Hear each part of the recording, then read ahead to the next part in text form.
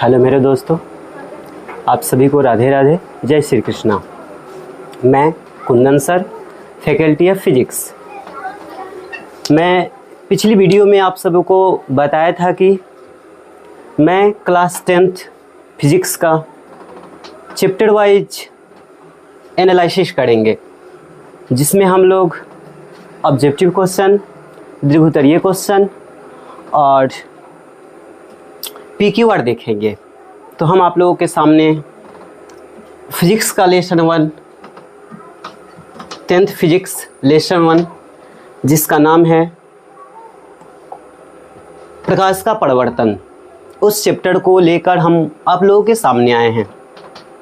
और हम लोग इस वीडियो में समझेंगे प्रकाश का परिवर्तन क्या है। तो चलिए हम लोग समझते हैं प्रकाश का परिवर्तन क्या है। तो सबसे पहले हम लोग समझेंगे कि सर प्रकाश है क्या, आखिर प्रकाश क्या है। सबसे पहले हम लोग प्रकाश के बारे में समझेंगे। तो प्रकाश के बारे में सबसे पहले बताने के लिए दो वैज्ञानिक आए, एक महान वैज्ञानिक न्यूटन और दूसरा है हाइगेंस साहब ने। न्यूटन साहब क्या बोले? तो न्यूटन साहब बोले कि प्रकाश एक कण है। न्यूटन साहब क्या बोले कि मेरा जो सर प्रकाश है वो प्रकाश एक कण है। और जो हाइगेंस साहब थे उन्होंने बोल दिया कि प्रकाश एक क्या है सर, तरंग है। फिर इन दोनों वैज्ञानिकों में विवादित हुआ और न्यूटन साहब जो वैज्ञानिक थे उन्होंने प्रकाश के कण को लेकर अपने सिद्धांत को सिद्ध किए, अपने थ्योरी को सिद्ध किए। और जो हाइगेंस साहब थे उन्होंने प्रकाश को तरंग के बारे में लेकर अपने सिद्धांत को सिद्ध किए। तो फिर आगे जाकर हम लोगों ने बोल दिया कि प्रकाश जो हैं वो कण भी हैं और प्रकाश तरंग भी है। प्रकाश कण भी है और प्रकाश तरंग भी है। तो सबसे पहले हम लोग समझेंगे कि प्रकाश का डेफिनेशन क्या होता है। तो हम लोग बोलेंगे कि सर प्रकाश तरंग और कण दोनों कणों से मिलकर बना है और प्रकाश एक ऊर्जा है। प्रकाश क्या है? तो प्रकाश एक ऊर्जा है जिसके सहारे हम किसी भी वस्तु को देख सकते हैं। प्रकाश एक ऊर्जा है जिसके सहारे हम किसी भी वस्तु को देख सकते हैं। चलिए फिर हम लोग चलते हैं अपने पॉइंट पे, जो हम लोगों का लेसन 1 है।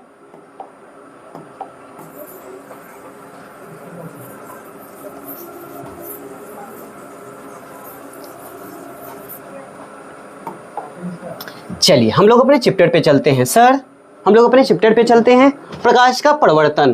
प्रकाश का परिवर्तन तो हम लोग समझेंगे कि सर प्रकाश क्या है। तो क्या है? प्रकाश एक ऊर्जा है जिसके सहारे हम किसी भी वस्तु को देख सकते हैं। प्रकाश क्या है? तो पहले भी हमने बता दिया, प्रकाश एक ऊर्जा है जिसके सहारे हम किसी भी वस्तु को देख सकते हैं। चलिए अब सर आखिर सर जो प्रकाश है, क्या प्रकाश कहाँ से आया है? क्या प्रकाश हम बना रहे हैं? नहीं, ये प्रकाश को लेकर प्रकाशीय स्रोत, प्रकाश एक स्रोत है जिसके सहारे हम लोग लेकर प्रकाशीय स्रोत को दो भागों में बांट दिया। क्या? प्रकाश मानव निर्मित स्रोत है और प्रकाश एक प्राकृतिक स्रोत है। प्रकाश जो आ रही है वो किसी एक माध्यम से आ रही है। तो उस माध्यम को लेकर हम लोगों ने दो भागों में बांट दिया कि प्रकाश एक मानव निर्मित स्रोत से आ रही है, प्रकाश एक प्राकृतिक स्रोत से आ रही है। तो हम लोग समझेंगे कि सर प्राकृतिक स्रोत क्या है, आखिर प्रकाश जो आ रहा है उसका प्राकृतिक स्रोत क्या है। तो हम लोग समझेंगे कि सर प्राकृतिक स्रोत में हम लोग क्या समझेंगे सर कि प्राकृतिक स्रोत एक ऐसा प्रकाशीय स्रोत जिनका निर्माण प्राकृतिक द्वारा हुआ है। हम लोग प्रकाशीय स्रोत में क्या समझेंगे कि प्रकाश ऐसा कण है जिनका निर्माण सर प्रकाशीय स्रोत, प्रकाश ऐसा प्रकाशीय स्रोत जिनका निर्माण सर कहाँ से हुआ है? प्राकृतिक स्रोतों से हुआ है। उसे हम क्या बोलेंगे सर? प्राकृतिक स्रोत। जो प्रकाशीय किरण आ रही है उनको हम लोग लेकर दो भागों में बांट दिया है, एक मानव निर्मित स्रोत तो दूसरा प्राकृतिक स्रोत। सर प्राकृतिक स्रोत क्या है? तो क्या बोलेंगे कि सर ऐसा स्रोत, प्राकृतिक स्रोत में ऐसा प्रकाशीय स्रोत जिनका निर्माण प्राकृतिक द्वारा हुआ है उसे प्राकृतिक स्रोत कहते हैं। जैसे सर सूर्य, चांद और तारे, ये सभी हमको प्रकाश देते हैं। ये सभी कौन से सर स्रोत है? प्राकृतिक स्रोत। अब आता है सर मानव निर्मित स्रोत क्या है? तो मानवों ने अपने विवेक, अपनी बुद्धि को बढ़ाने के लिए कुछ प्राकृतिक स्रोत का निर्माण कर दिए। जो सर थे क्या? बिजली बल्ब और टॉर्च। सर ये क्या है? मोमबत्ती, मतलब बहुत सारे पदार्थों का निर्माण कर दिया। तो सर मानव निर्मित प्रकाशीय स्रोत क्या है? तब बोलेंगे कि सर ऐसा प्रकाशीय स्रोत जिनका निर्माण मानवों द्वारा हुआ है। मानवों ने अपने विवेक को बढ़ाने के लिए कुछ ऐसे स्रोतों का निर्माण कर डाला जो हमको प्रकाश उत्पन्न करने लगे, उसी सर स्रोत को क्या बोलेंगे? मानव निर्मित प्रकाशीय स्रोत। जैसे सर विद्युत बल्ब, टॉर्च इत्यादि। चलिए हम लोगों ने समझ लिया प्रकाश क्या है। प्रकाश स्रोत के अनुसार दो भागों में बांट दिया। प्रकाश हम लोगों को मानव स्रोत द्वारा प्राप्त होता है और प्रकाश हम लोगों को प्राकृतिक स्रोत द्वारा प्राप्त होता है। चलिए अब उसके बाद थोड़ा सा हम लोग आगे बढ़ेंगे तो हम लोग समझेंगे कि सर इन्हीं प्रकाशीय स्रोतों को लेकर हम प्रकाशीय स्रोतों को दो भागों में बांट दिया। सर कुछ हम लोगों ने अपने आसपास चारों तरफ देखा तो सर हमको ऐसा लगा कि कुछ वस्तुएं ऐसी हैं जो हमको सर सीधे प्रकाश उत्पन्न कर रही हैं, और कुछ वस्तुएं सर ऐसी हैं जो उन वस्तुओं से चमक रही हैं, यानी उस वस्तुओं से चमक रही हैं। तो सर जो वस्तुएं प्रकाश उत्पन्न कर रही हैं,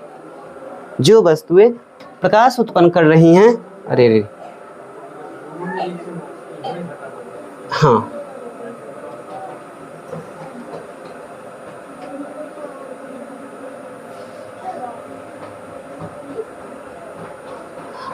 प्रकाशीय स्रोत को हम लोगों ने दो भागों में बांट दिया। क्या क्या सर? एक नंबर है आपका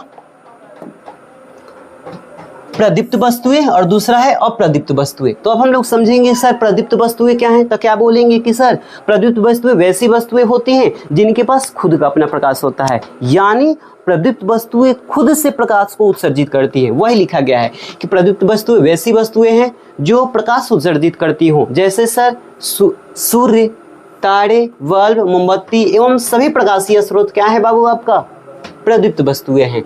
अब आता है सर अप्रदीप्त वस्तुएं क्या हैं। तो अप्रदीप्त वस्तुएं वैसी वस्तुएं होती हैं जिनके पास खुद का प्रकाश नहीं होता है, बल्कि वो सब प्रदीप्त वस्तुओं से चमकती हैं। जैसे आपका टेबल, कुर्सी, बेंच, हमारा घर और विद्यालय, ये सब बाबू क्या है? अप्रदीप्त वस्तुएं हैं। सर ये सब प्रकाशीय स्रोत से चमकती हैं और वही प्रकाश परावर्तित होकर हमारे आंखों तक आता है और उसी के कारण हम उस वस्तुओं को देखते हैं। तो सर वे सभी वस्तुएं जिन्हें हम प्रदीप्त वस्तुओं के सहारे देखते हैं वे सब क्या कहलाते हैं? अप्रदीप्त वस्तुएं। वे सब क्या कहलाएंगे? आपका अप्रदीप्त वस्तुएं। तो अप्रदीप्त वस्तुएं क्या हैं? ये पूछता है आपके बोर्ड एग्जाम में, ऑब्जेक्टिव क्वेश्चन में आता है बाबू कि कौन प्रदीप्त वस्तुएं हैं, कौन अप्रदीप्त वस्तुएं। तो बस समझ जाना है कि जिनके पास प्रकाश नहीं हो, जो प्रकाश उत्सर्जित न करे, वे सब क्या है? आपका अप्रदीप्त वस्तुएं हैं। और जो प्रकाश उत्सर्जित करती हैं वो क्या है? आपका प्रदीप्त वस्तुएं हैं। चलिए अब तक हम लोगों ने क्या समझा? तब तक हम लोगों ने सर समझा प्रकाश क्या है, फिर ये जो प्रकाशीय स्रोत हैं, ये प्रकाशीय स्रोत जो आ रही हैं ये निर्मित के अनुसार हम लोगों ने दो भागों में बांटा, प्राकृतिक स्रोत और मानव निर्मित स्रोत। फिर इसके बाद हम लोगों ने देखा जो ये प्रकाशीय स्रोत हैं इनमें कुछ वस्तुएं ऐसी हैं जिनके पास खुद का प्रकाश है और कुछ वस्तुएं सर ऐसी हैं जो दूसरों से प्रकाश लेकर चमकती हैं। तो वे वस्तुएं जिनके पास खुद का प्रकाश होता है वे प्रदीप्त वस्तुएं कहलाती हैं, और जिनके पास खुद का प्रकाश नहीं है वो मेरा अप्रदीप्त वस्तुएं कहलाती हैं। चलिए अब उसके बाद सर हम लोग समझेंगे कि जो मेरा प्रकाश है सर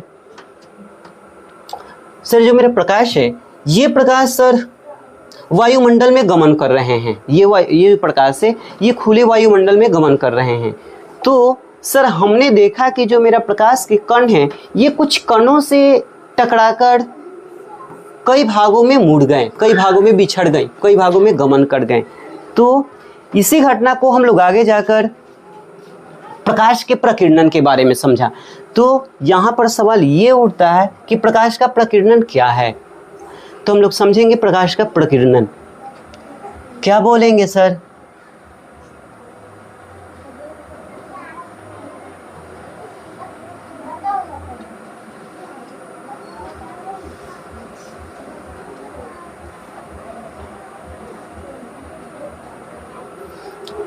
हम लोग समझेंगे प्रकाश का प्रकीर्णन। प्रकाश का प्रकीर्णन क्या है? तब बोलेंगे कि सर जब प्रकाशीय स्रोत वायुमंडल में गमन के दौरान अपारदर्शी वस्तु से टकरा जाती हैं। अभी हम लोग समझेंगे अपारदर्शी वस्तु क्या है, पहले आप समझ लीजिए प्रकीर्णन क्या है, क्योंकि पूछता है ये बीडी है।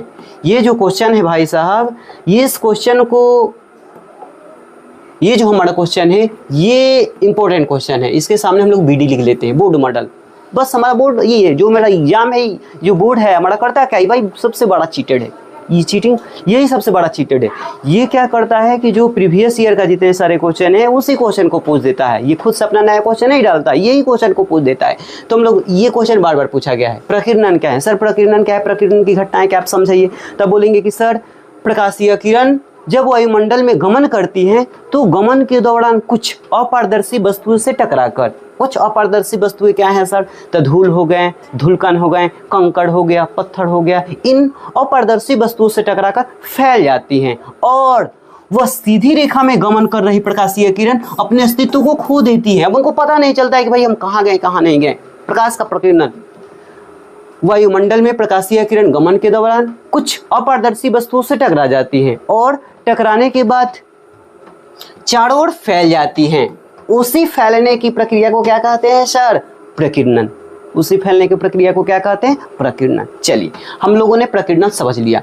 उसके बाद हम लोग सर समझते हैं कि सर वायुमंडल में जब प्रकाशीय किरण गुजरती हैं तो कैसे गुजरती हैं। तो नोट में इसको डालकर लिख लीजिएगा, इंपॉर्टेंट क्वेश्चन है, बार बार पूछता है बोर्ड एग्जाम में कि प्रकाशीय किरण गमन करती हैं। तो हमेशा कान खोल लीजिए, प्रकाशीय किरण सीधी रेखा में गमन करती हैं। प्रकाशीय किरण किस रेखा में गमन करती हैं, सीधी रेखा में गमन करती है। अब देखिए सर प्रकाशीय किरण तो गमन कर ली, सर जो प्रकाशीय किरण है उनका निर्माण हुआ कैसे है। तो देखिए किसी भी कण का निर्माण, किसी भी वस्तु का निर्माण, किसी भी पदार्थ का निर्माण या किसी भी अणु का निर्माण छोटे छोटे मौलिक कणों से होता है। वही सर जो मेरा प्रकाश है तो उस प्रकाश का निर्माण छोटे छोटे मौलिक कणों से हुआ है।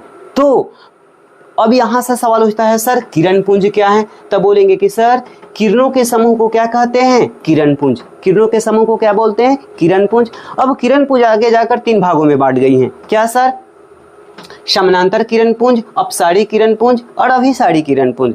समानांतर किरण पुंज क्या है, तब बोलेंगे कि सर वे किरण पुंज, मतलब वायुमंडल में गमन करते हुए वे किरण पुंज जो कभी एक दूसरे को ना काटे, कभी एक दूसरे से ना मिले, उसे क्या बोलेंगे सर, समानांतर किरण पुंज। अब आता है देखो भाई अपसारी, अप मतलब होता है उठना निकलना, अपसारी किरण पुंज। अपसारी किरण पुंज क्या है, तब बोलेंगे कि सर वैसे किरण पुंज, वैसे किरण पुंज जो एक बिंदु से निकलती हैं। अपसारी किरण पुंज क्या है, तो देखिए अपसारी किरण पुंज, इस प्रकार के किरण पुंज में प्रकाशीय किरण एक बिंदु से निकलती है। अपसारी किरण पुंज क्या है, तो बोलेंगे कि सर इस प्रकार के किरण पुंज में प्रकाशीय किरण एक बिंदु से निकलती है, एक बिंदु से निकलती है और अपने चारों दिशाओं में फैल जाती है। उस प्रक्रिया को क्या बोलते हैं, अपसारी किरण पुंज। अब आता है सर अभिसारी किरण पुंज किसे कहते हैं। अभिसारी, तो अभी मतलब होता है मिलना, अभिसारी मतलब होता है मिलना। अभिसारी किरण पुंज, सर अभिसारी किरण पुंज क्या है, तो बोलेंगे कि सर वैसी किरण पुंज जो हमको सर पता नहीं है वो कहाँ से आ रही है, बट हमको ये पता है सर कि वे सभी किरण पुंज एक बिंदु पर मिल रही हैं। अपसारी किरण पुंज, अभिसारी किरण पुंज क्या है, तो बोलेंगे कि सर प्रकाशीय किरण के गमन के दौरान वैसी घटनाएं जिसके दौरान प्रकाशीय किरण एक बिंदु पे मिलती हैं, तो एक बिंदु पे मिलेंगी, तो एक बिंदु पे मिलेंगी तो अभिसारी, अभी है, अभी मतलब होता है अभी है, तो अभिसारी एक बिंदु पे मिल रही हैं, तो अभिसारी किरण पुंज किसे बोलेंगे, तो बोलेंगे किसी बिंदु स्रोत से आ रही प्रकाशीय किरणें एक बिंदु पर मिलने की प्रक्रिया को अभिसारी, एक बिंदु से निकलने की प्रक्रिया को अपसारी और अपने गमन के दौरान समानांतर गुजरने की प्रक्रिया को क्या बोलेंगे, समानांतर किरण पुंज। तो हम लोग किरण पुंज समझ लिया। अब उसके बाद हम लोग आगे चलते हैं, चलिए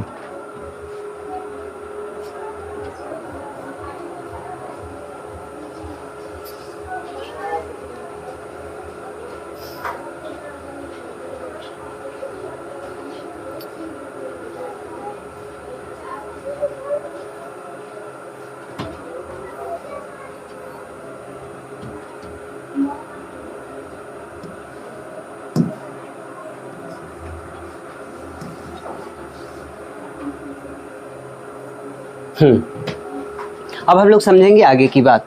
सर बात यह है कि जब प्रकाशीय किरण वायुमंडल में गुजर रही थी तो हमने सर देखा कि कुछ कण ऐसे थे जिनसे प्रकाशीय किरण पड़ के उससे सीधे निकल गई।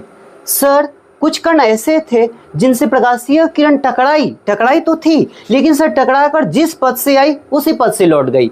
कुछ ऐसे कण थे सर जिस पर प्रकाशीय किरण टकराई तो प्रकाश किरण का कुछ भाग उससे पार किया और कुछ भाग पार नहीं किया। तो इन्हीं तीनों को लेकर हमने बांटा है कि प्रकाशीय किरण अपने गमन के दौरान प्राकृतिक में 3 वस्तुओं से टकराती है। कौन कौन सर? कौन कौन से सर? तो पारदर्शी वस्तुएं, अपारदर्शी वस्तुएं और पारभासी वस्तुएं। सर सवाल ये आता है कि पारदर्शी वस्तुएं किसे कहते थे? देखो भाई, उनकी पारदर्शी, इसी में इनका आंसर है पारदर्शी। वैसी वस्तुएं जिनसे प्रकाशीय किरण आसानी से पार कर जाए। पारदर्शी वस्तुएं क्या है? तो बोलेंगे कि सर वैसी वस्तुएं जिनसे प्रकाशीय किरण आसानी से पार कर जाए पारदर्शी वस्तुएं होती हैं।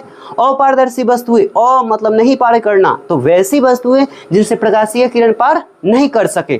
पारभासी वस्तुएं क्या है? तो वे वस्तुएं जिनसे प्रकाशीय किरण पड़ती तो हैं लेकिन पड़ने के बाद उनका कुछ ही भाग उससे पार होता। चलिए, तो अभी तक हम लोगों ने क्या समझा कि सर जो प्रकाशीय किरण थी वो वायुमंडल में गमन कर रही थी। तो सर कुछ कण ऐसे थे जिनसे प्रकाशीय किरण गमन करने के दौरान सीधे निकल गई। कुछ कण ऐसे थे जिनसे जिस पथ से गई थी सर टकराकर उसी पथ से लौट आई। और कुछ वस्तु ऐसी थी जिन पर सर प्रकाशीय किरण टकराई तो उनका कुछ अंश गमन तो कर गया लेकिन कुछ अंश जिस पे प्रकाशीय किरण मतलब जिस वस्तु पे पड़ी उसी वस्तु पे रह गई। तो इसके अनुसार हम लोगों ने गमन के दौरान प्रकाशीय वस्तुओं को 3 भागों में बांट दिया। क्या क्या सर? पारदर्शी वस्तु, अपारदर्शी वस्तु और पारभासी वस्तु। वही थी जिनसे पार कर गई पारदर्शी, जिस वस्तु से पार नहीं की अपारदर्शी और जिससे पार कर गई उसे पारभासी। सर इनका एग्जाम्पल दीजिए। तो सर आपका स्वच्छ कांच प्रकाश पार कर जाएगी, पारदर्शी का एग्जाम्पल। स्वच्छ जल प्रकाश पार कर जाएगी, पारदर्शी का एग्जाम्पल। सफेद प्लास्टिक प्रकाशीय किरण पार कर जाए, पारदर्शी का एग्जाम्पल। फिर अपारदर्शी वस्तु का एग्जाम्पल दीजिए। ये सब तो पूछता नहीं है लेकिन भाई समझ लीजिए। अब इसमें हो जाएगा आपका लकड़ी, पत्थर, कंकड़, ये सभी वस्तुओं से प्रकाशीय किरण पार नहीं करेगी तो ये सब आपका क्या हो जाएंगी सर? अपारदर्शी वस्तुएं। सर उसके बाद आता है पारभासी वस्तुएं। पारभासी वस्तुएं क्या हैं? तो पारभासी वस्तु जिनसे प्रकाश का कुछ अंश तो भाग होता है, कुछ अंश पार तो होता है लेकिन कुछ अंश पार नहीं होता है, उसे क्या बोलेंगे सर? पारभासी वस्तुएं। सर उनका एग्जाम्पल क्या है? तो घिसा हुआ कांच और प्लास्टिक और कागज, तेल लगा हुआ कागज, ये सब क्या हो जाएंगे सर? पारभासी का एग्जाम्पल। तो अभी तक हम लोगों ने क्या समझा? तो सबसे पहले हम लोगों ने समझा सर प्रकाश एक ऊर्जा है जिसके सहारे हम किसी भी वस्तु को देखते हैं। फिर उसके आगे हम लोगों ने थोड़ा सा बढ़ा तो हम लोगों ने सब समझा प्रकाशीय स्रोत। प्रकाशीय स्रोत क्या है? तो प्रकाशीय स्रोत को आगे जाकर हम लोगों ने 2 भागों में बांटा, एक प्राकृतिक स्रोत और दूसरा मानव निर्मित स्रोत। जो मानवों द्वारा बनाया गया उत्पन्न करने वाली स्रोत है उन्हें मानव निर्मित स्रोत बोल देंगे, और जो प्राकृतिक द्वारा ऐसे स्रोत जो प्राकृतिक द्वारा हमें प्रकाश प्राप्त हो रहा है उसे प्राकृतिक स्रोत बोल देंगे। इन्हीं मतलब प्रकाश प्राप्त होने वाली वस्तुओं को हम लोग आगे जाकर 2 भागों में बांट दिया सर, प्रदीप्त वस्तुएं और अप्रदीप्त वस्तुएं। जिनके पास खुद का प्रकाश है प्रदीप्त वस्तुएं, जिनके पास खुद का प्रकाश नहीं है अप्रदीप्त वस्तुएं। फिर हम लोगों ने आगे जाकर जब प्रकाशीय किरण वायुमंडल में गमन की तो गमन करने की प्रक्रिया को हम लोगों ने 3 भागों में बांट दिया सर, समानांतर किरण पुंज, अपसारी किरण पुंज और अभिसारी किरण पुंज। समानांतर किरण पुंज में हम लोगों ने क्या समझा बाबू? तो समानांतर किरण पुंज में हम लोगों ने समझा कि सर प्रकाशीय किरण एक समानांतर रेखा के रूप में गमन करती है। फिर कुछ वैज्ञानिकों ने आया तो बोल दिया कि प्रकाशीय किरण अपसारी होती हैं, मतलब एक बिंदु से अपसारी होती हैं, एक बिंदु से सर क्या होती हैं? निकलती हैं। कुछ लोगों ने बोल दिया कि नहीं, प्रकाशीय किरण क्या होती है सर? अभिसारी होती हैं। अभी मतलब होता है एक बिंदु पर आकर मिलती हैं, अभिसारी होती है। तो हम लोगों ने देख लिया। फिर उसके बाद हम लोगों ने क्या समझा? प्रकाश का प्रकीर्णन क्या है? बोर्ड मॉडल क्वेश्चन है, प्रकाश का प्रकीर्णन क्या? एकदम पूछता है प्रकाश का प्रकीर्णन क्या है? तब बोलेंगे कि सर वायुमंडल में जो प्रकाशीय किरण गमन करती हैं तो कुछ कणों से जैसे अपारदर्शी वस्तुओं से टकराकर वो चारों ओर फैल जाती हैं और अपने अस्तित्व को समाप्त कर देती है। उस घटना को प्रकाश का प्रकीर्णन बोल देंगे। अभी तक हम लोगों ने इतना बात समझ लिया। फिर उसके बाद जैसे ही प्रकाशीय किरण वायुमंडल में गमन की तो हमने सर देखा कि कुछ वस्तु से प्रकाशीय किरण पार कर गई, कुछ वस्तु से प्रकाशीय किरण पार नहीं की, और कुछ वस्तुओं से प्रकाशीय किरण का कुछ भाग पार किया गया। सर जिस वस्तु से प्रकाशीय किरण पूरी तरह पार कर दी पारदर्शी, जिस वस्तु से प्रकाशीय किरण पार नहीं की अपारदर्शी वस्तुएं, और जिस वस्तु से प्रकाश का कुछ भाग पार किया पारभासी वस्तुएं। यहाँ तक हम लोगों ने समझ लिया, इसमें कोई दिक्कत नहीं है। यहाँ तक आप लोग स्क्रीनशॉट ले लीजिए। तो अभी तक हम लोगों ने जितना पढ़ा है उसका आप लोग स्क्रीनशॉट ले लीजिए, इसका नोट्स बना लीजिए, क्योंकि अगर अब तो हम लोगों के पास टाइम है नहीं, बहुत कम टाइम है। अगर आ गया इधर अगस्त, इसका स्क्रीनशॉट आप लोग ले लीजिए अच्छा से। चलिए आप लोग स्क्रीनशॉट ले लिए, आगे हम बढ़ते हैं। इसके बाद हम लोग चलते हैं यहाँ पे। चलिए इसका भी आप लोग स्क्रीनशॉट ले लीजिए। ये वाला देखिए बोर्ड मॉडल का है, प्रकीर्णन बार बार पूछता है, इतना का स्क्रीनशॉट ले लीजिए। चलिए स्क्रीनशॉट ले लिए, उसके बाद हम लोग चलते हैं, स्क्रीनशॉट ले लिए, उसके बाद हम लोग चलते हैं यहाँ से किरणपुंज से ले लीजिए। किरणपुंज से आप लोग ये अपारदर्शी वस्तु तक स्क्रीनशॉट ले लीजिए। लीजिए इसका भी स्क्रीनशॉट, अच्छा है।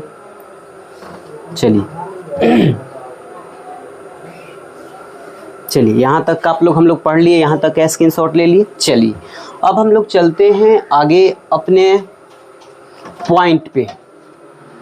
नहीं होता है कि हम लोगों ने फिल्म तो कब से देख रखा है, लेकिन हीरो का एंट्री अभी हो रहा है। तो वही है भाई साहब, ये हीरो यही है, पूरे चैप्टर का हीरो यही है।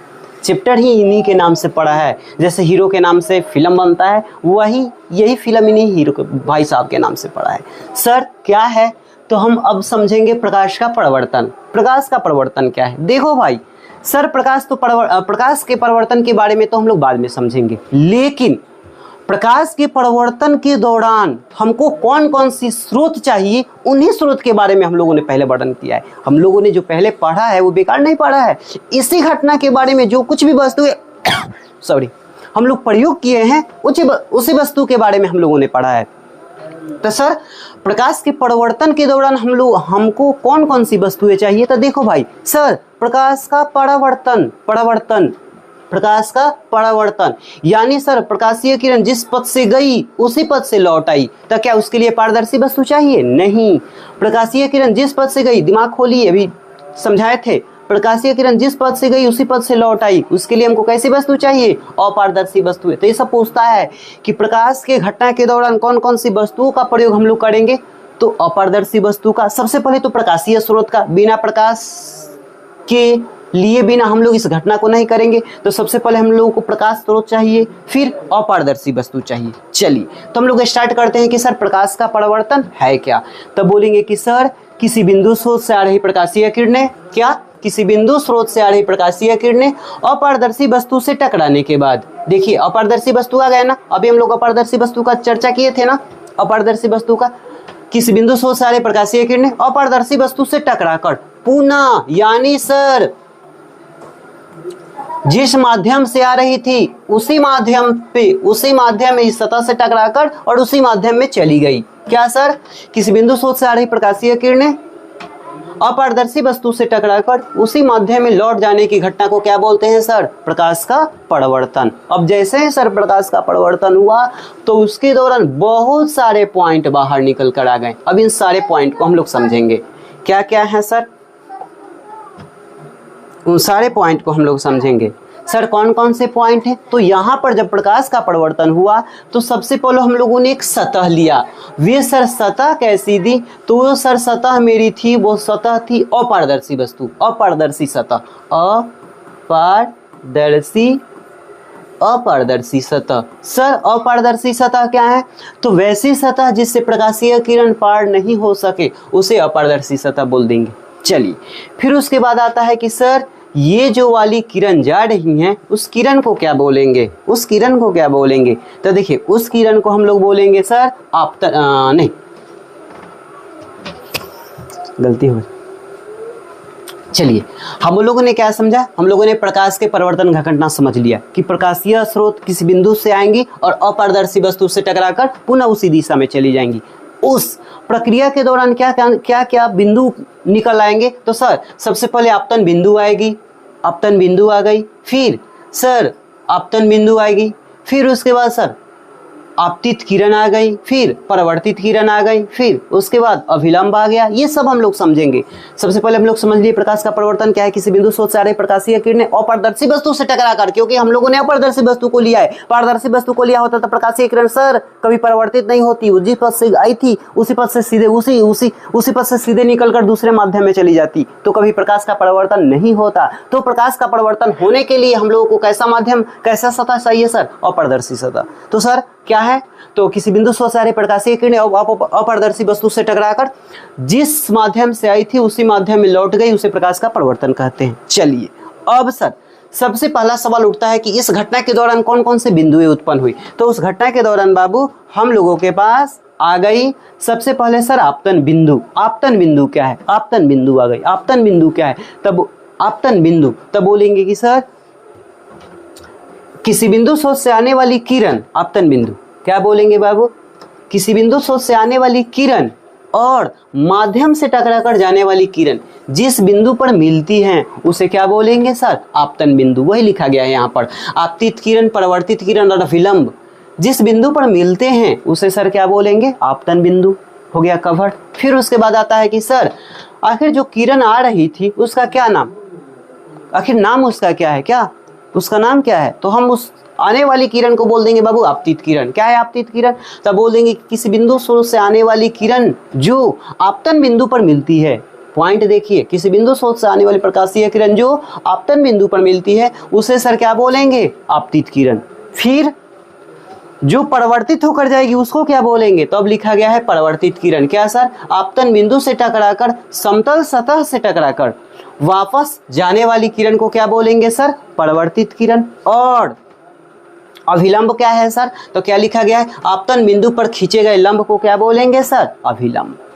यहां तक हम लोगों ने कवर कर लिया। फिर से समझते हैं सर, फिर से हम लोग समझते हैं, फिर से हम लोग समझते हैं, फिर से हम लोग समझते हैं। चलिए फिर से हम लोग समझते हैं प्रकाश का परावर्तन क्या है, क्योंकि यही मेन हीरो है, रियल हीरो यही है। इन्हीं के बारे में हम लोग चर्चा करेंगे, जो भी चर्चा करेंगे इन्हीं के बारे में करेंगे। सर प्रकाश का परावर्तन क्या है? तब बोलेंगे कि सर किसी बिंदु स्रोत से आ रही प्रकाशीय किरणें अपारदर्शी वस्तु से टकराकर जिस माध्यम से आई थी उसी माध्यम में लौट जाने की प्रक्रिया को प्रकाश का परावर्तन कहते हैं। ठीक है सर, चलिए प्रकाश का परावर्तन कहते हैं। प्रकाश के परावर्तन के दौरान बहुत सारे बिंदुएं उत्पन्न होंगी सर। आपतन बिंदु, आपतित किरण, परावर्तित किरण और अभिलंब। आपतन बिंदु किसे बोलेंगे? तो आपतित किरण और परावर्तित किरण जिस बिंदु पर मिलते हैं उसे आपतन बिंदु बोलेंगे। सर किसी बिंदु स्रोत से आने वाली किरण जो आपतन बिंदु पर मिलती हैं उसे आपतित बिंदु बोलेंगे। सर आपतन बिंदु से लौटकर जाने वाली किरण को परावर्तित किरण बोल देंगे और आपतन बिंदु पर खींचे गए लंब को अभिलंब बोल देंगे। तो आज के वीडियो में हम लोगों ने यहाँ तक देखा। इसमें जो भी डाउट है उसको बार बार आप लोग देख लीजिए, वीडियो को पूरा देखिए, वीडियो को शेयर कीजिए और वीडियो अच्छा लगे तो लाइक और चैनल को सब्सक्राइब कीजिए, क्योंकि प्रतिदिन ऐसे ही वीडियो आप लोगों के समक्ष आएंगे। तो ठीक है, आज के लिए इतना ही। जय श्री कृष्णा, राधे राधे।